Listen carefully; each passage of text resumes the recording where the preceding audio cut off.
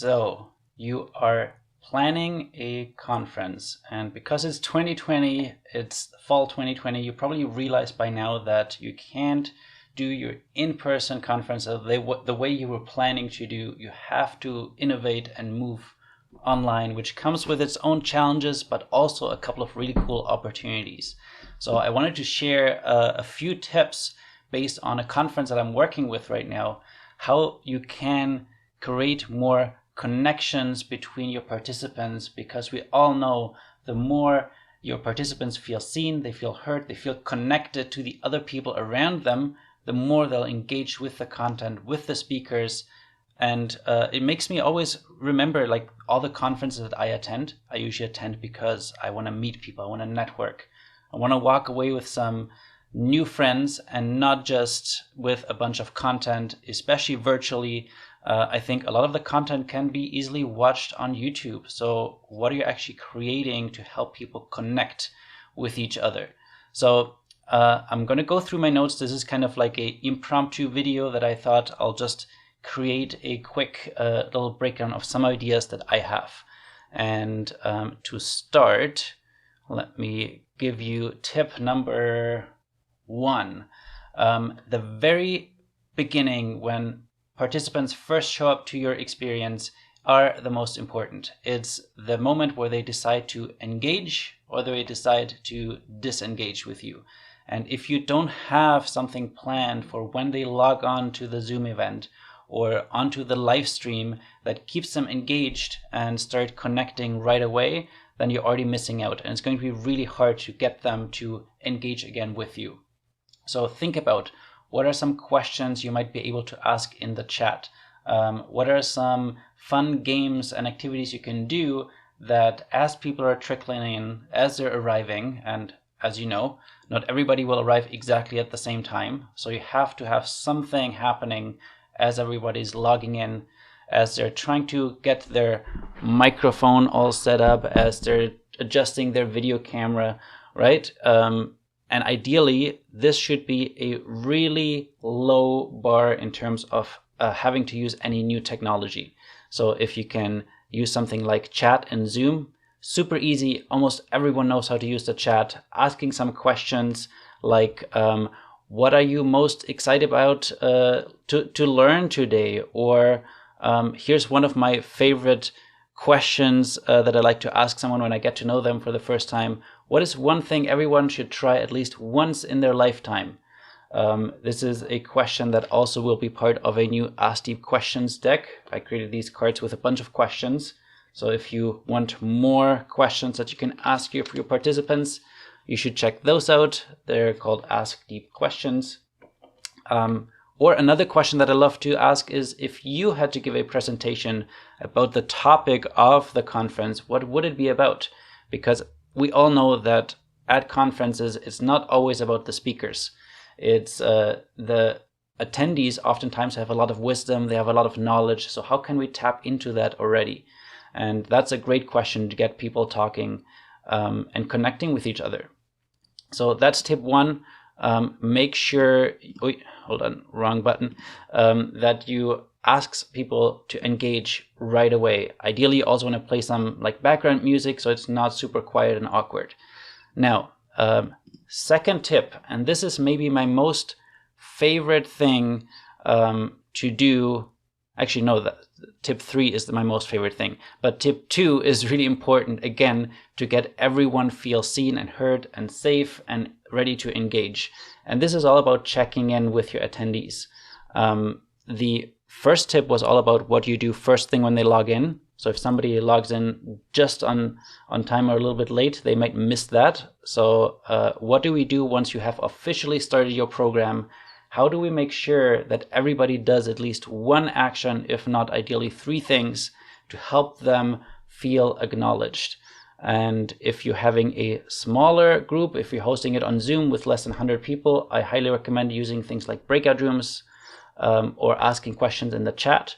But once your group gets much larger, doing things like polls and getting a sense of, okay, where are you located in the world? Putting up a world map and using the annotation feature on Zoom where they can drop a pin, or doing a poll based on what are people's backgrounds. If you're having different professions come in, different age groups, it's really good to help understand who is in the room. And if you want to go a little bit deeper, you also check in on how people are feeling right now. And there's one way that I love to do, which is how asking the question and having people like vote on a scale from like 1 to 10. How present are you going to be for the time that you're going to spend with them for the next 3 days, for the next few hours? And then see kind of where people are at. And some people might be super honest and say, hey, I'm only going to be present at a number 3 out of 10. And others might say, I'm going to be an 8 out of 10. Ask everyone, once you acknowledge where the majority of the group is, to brainstorm some ways, using the chat, for example, what can they do in their own environment by themselves to raise their amount of being present by maybe just 1 or 2 points. So getting from a 3 to a 5, what is it that you can do? And most of the time people come up with, well, I could make sure that I switch my position, and maybe I'll be like taking a walk while I'm listening to a presentation around my desk chair or something. Maybe it's about having snacks handy. Maybe it's about grabbing some coffee. Maybe it's about turning off their video when they need to just have a quick moment and run to the washroom. So whatever they come up with, acknowledge those and see if that list of ideas actually turns into a beautiful resource that you can reference throughout your conference. It's created by the community, so they'll be much more likely to follow them compared to you just telling your participants, here's what you can do. So that's tip number 2. And tip number 3 is, this is my most favorite one, which is all about establishing some familiarity with a smaller group of people, which I call the home squad.